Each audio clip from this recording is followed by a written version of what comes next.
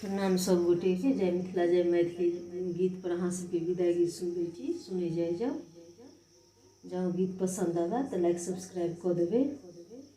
लाल पलंगा चढ़ी सुतल छथि है सिया धिया, सुतल छथि है सिया धिया, अचके में अभी गेल कहर। लाल पलंग चढ़ी सुतल छथि है सिया धिया, सुतल छथि है सिया धिया, अचके में अभी गेल कहर। उठ बज गेलखिन माय सुनय ना, माय सुनय ना, उठू बेटी अयल कहर। उठ बज गेलखिन माय सुनय ना, माय सुनय ना, उठू बेटी अयल कहर। फेरी दियवहि अम्मा डोलिया कहरिया, डोलिया कहरिया,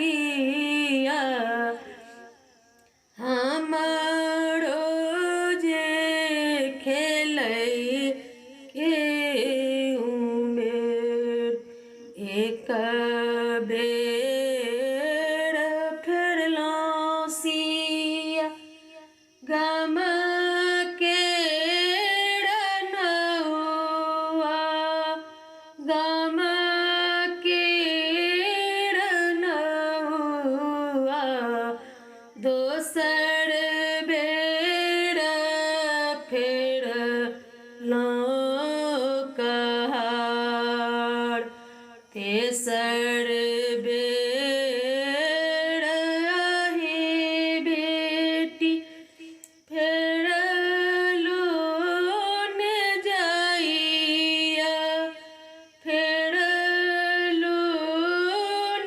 जाइया, अभी गेल राम जमाय।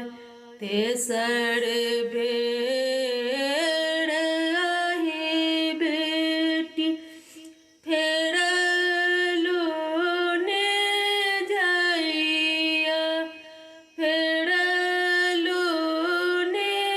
जाइया, अभी गेल राम जमाय।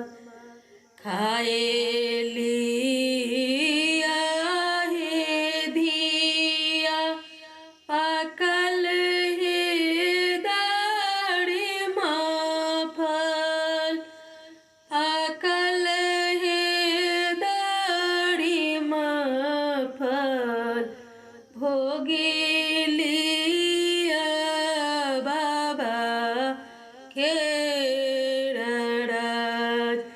खाए लिया हे धिया, पाकल हे दारिमा फल, पाकल हे दारिमा फल, भोगी लिया बाबा केर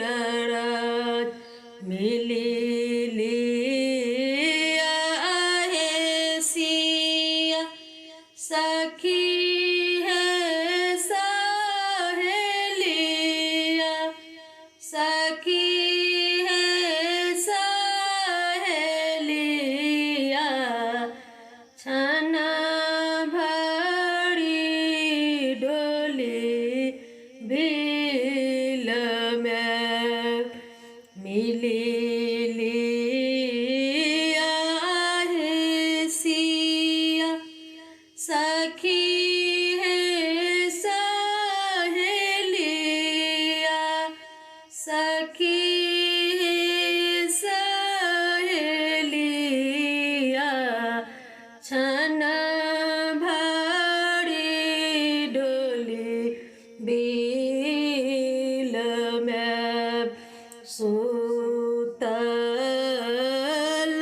छलियै, लाल पलंग चढ़ी, लाल पलंग चढ़ी, अचके में आए